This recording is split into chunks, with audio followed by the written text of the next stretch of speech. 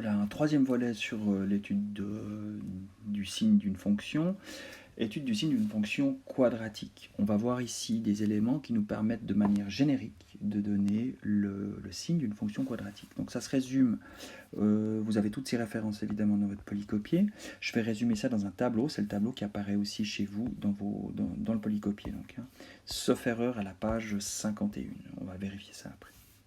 Donc voilà, je résume ça ici dans le tableau qui s'affiche. Alors, on rappelle des éléments. Je rappelle que on se donne une fonction quadratique qui s'écrit donc f de x égale ax carré plus bx plus c. Je rappelle que a est non nul.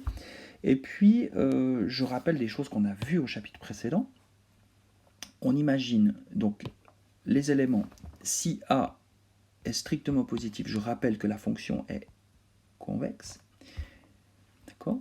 Et puis que si a est négatif, si a est négatif, la fonction sera concave. Ce sont des éléments qu'on a vus au chapitre 8. Je rappelle ici que, en calculant le discriminant delta, si delta est positif, ça a un impact sur le fait qu'il y a sur le nombre de zéros, et ici on aura 2 zéros. Donc j'étudie ces deux scénarios par rapport à ça.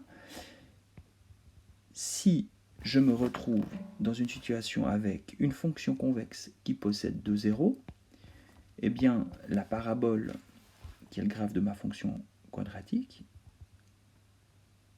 pourrait ressembler à ça. Donc c'est une fonction convexe qui possède 2 zéros.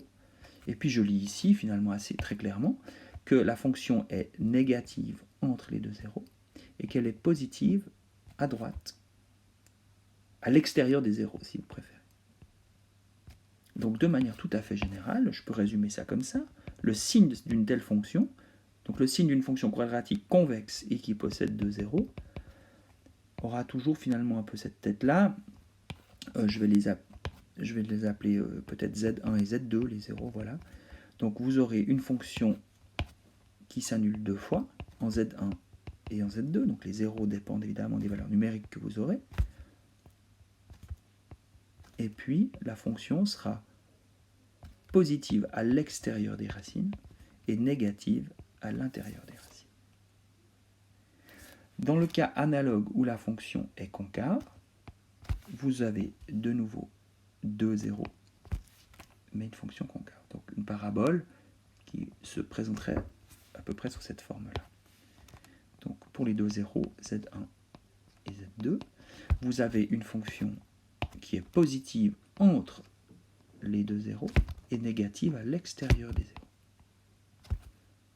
Et donc le tableau de signes, d'une manière générale, lui, va se présenter comme ça. Pour les valeurs de x qui valent Z1 et Z2, eh bien la fonction sera nulle. Et puis, vous l'observez ici, la fonction sera négative à l'extérieur des zéros et positive entre les deux zéros. Dans le scénario suivant, si delta est nul, conséquence de tout ça, c'est qu'on a un seul zéro. Donc, graphiquement, qu'est-ce qui se passe? Une fonction convexe, quadratique convexe, qui n'a qu'un seul zéro, pourrait se présenter sous cette forme-là, donc va se présenter sous cette forme-là, donc c'est une fonction dont le graphe d'intersecte cox une seule fois, et donc si on observe la situation, eh bien le 0 je l'appelle z ici, voilà.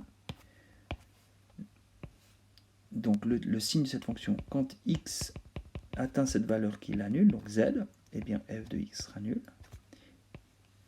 et la fonction sera autrement, eh bien, partout positive. Donc vous avez le graphe d'une fonction positive partout.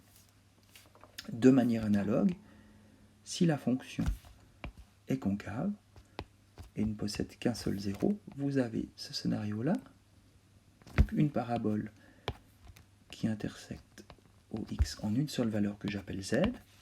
Quand x atteint cette valeur z, eh bien f de x est nul,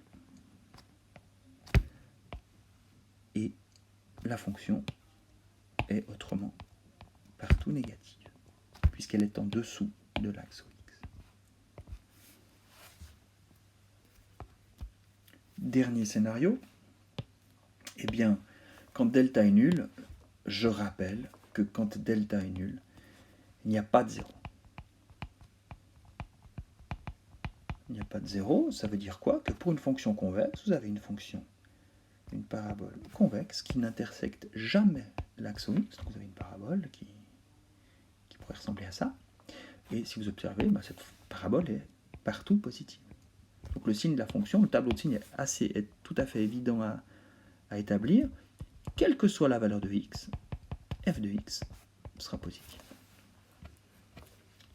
J'ai mis deux plus, mais vous en mettez autant que vous voulez, mais voilà, j'en mets qu'un. Quel que soit x, f de x sera positif. Vous aurez compris, de manière complètement analogue, si vous avez une fonction quadratique qui ne s'annule jamais et qui est concave, elle présente forcément ce scénario-là, et donc, quelle que soit la valeur de x, f de x sera négatif. Donc ceci vous donne, de manière tout à fait générale, en fonction du coefficient de a de x carré et du signe du discriminant delta, tous les scénarios possibles pour l'étude des signes des fonctions quadratiques. Alors je complète ça par un exemple. C'est l'exemple sauf erreur de la page 51. Oui, exactement, tout ce que je vous ai dit là se trouve à la page 51. Alors je copie ça. Et puis, j'insère ça dans mon exemple ici. Alors, je vais changer de page. Voilà. Étudier le signe de cette fonction-là. Alors, on y va. Je vais prendre un petit peu de papier quadrillé. Voici. Extra. Alors, voilà. Le coefficient A, le coefficient A, il vaut 1. Je rappelle que c'est le coefficient qui multiplie x carré. Donc ma fonction f, elle sera convexe. Elle est convexe, je le sais déjà.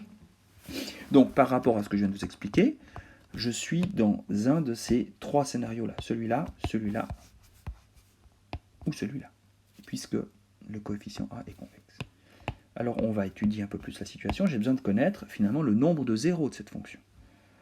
D'accord? Est-ce que j'en ai aucun? Est-ce que j'en ai un? Ou est-ce que j'en ai deux? Alors, allons-y avec la recherche des zéros. Globalement, f de x vaut 0 si et seulement si x carré moins 2x moins 3 vaut 0. Si et seulement si, je peux factoriser ça, je vais le faire. J'écris ça comme x moins 3 fois x plus 1 qui vaut 0. C'est donc équivalent à dire que x vaut 3 ou x vaut moins 1. J'ai donc deux zéros. J'aurais pu calculer le discriminant delta, puis travailler avec delta. Ici, je vois que le scénario est tout à fait favorable au fait que j'aille directement chercher les zéros en voyant une factorisation rapide. Donc, ça me permet d'établir à partir de ces éléments-là le signe de la fonction. Je commence par faire apparaître les zéros dans le tableau de signes. Quand x vaut moins 1 ou x vaut 3, f de x s'annule. Voilà les premiers éléments. Et puis, donc j'ai vraiment utilisé cette partie-là des données. J'utilise maintenant l'information que la fonction est convexe. Vu qu'elle est convexe, je suis dans ce scénario-là, le premier scénario, celui-là. Vu qu'elle est convexe, eh bien je suis en train de visualiser la parabole qui est dans ce scénario ici, cette parabole-là. C'est ça que j'ai en tête, en fait. Et puis donc j'obéis à ce mouvement-là, en fait. Et on me dit que la fonction sera positive à l'extérieur des racines et qu'elle sera négative à l'intérieur des racines. Voilà pour l'exemple de la page 51.